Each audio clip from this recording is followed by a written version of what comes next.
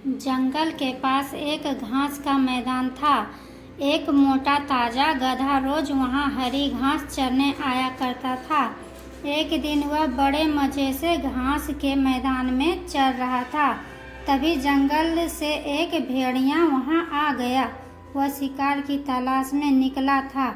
उसे बड़े जोरों की भूख लगी थी। गधे को देख वह बड़ा खुश हुआ और सोचने लगा, इस गधे का शिकार का कई दिनों के भोजन का बंदोबस्त हो जाएगा। वह अवसर की ताक में एक पेड़ के पीछे छिप गया और गधे पर नजर रखने लगा। घास चरते गधे ने उसे देख लिया था।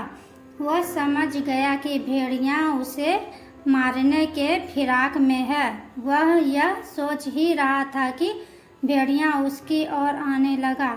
जान बचाने के लिए गधे ने एक युक्ति लगाई और वह लंगड़ाकर चलने लगा। उसे यूं लंगड़ाकर चलते देख भेड़िया ने पूछा, क्यों, क्या बात है? तुम यूं लंगड़ाकर क्यों चल रहे हो?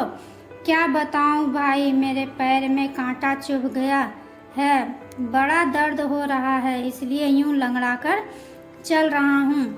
क्या तुम ये कांटा निकाल दोगे? भेड़िया चकित होकर बोला, मैं निकाल दूं?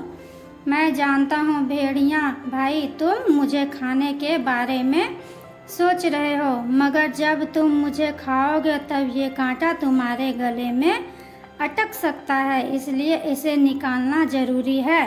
भेड़िया ने सोचा, गधा सही कह रहा है, खाते समय मैं बेकार की मुसीबत क्यों मोल लूं?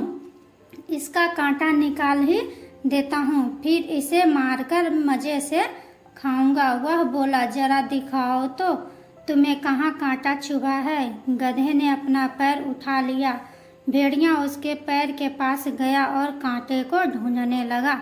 जब गधे ने देखा कि भेड़िया का ध्यान पूरी तरह से उसके पैर पर है, तो उसने एक जोरदार दुलत्ती उसको मार दी। भेड़िया दूर फेंका गया। उसका सिर चकरा गया। उसे दिन में तारे नजर आने लगे। जब वह संभला और उठा तो देखा कि गधा उसकी पहुंच से बहुत दूर भाग चुका है। इस तरह अपनी सूझबूझ से गधे ने अपनी जान बचाई। भेड़िया सोचने लगा, जो काम मेरा नहीं बल्कि वैद्य का था, अर्थात कांटा निकालने का काम उसे करने के चक्कर में मैंने दुलत्ती भी खाई और शिकार से हाथ धो बैठा। आइंदा से उस काम में कभी हाथ नहीं डालूंगा जो मुझे नहीं आता।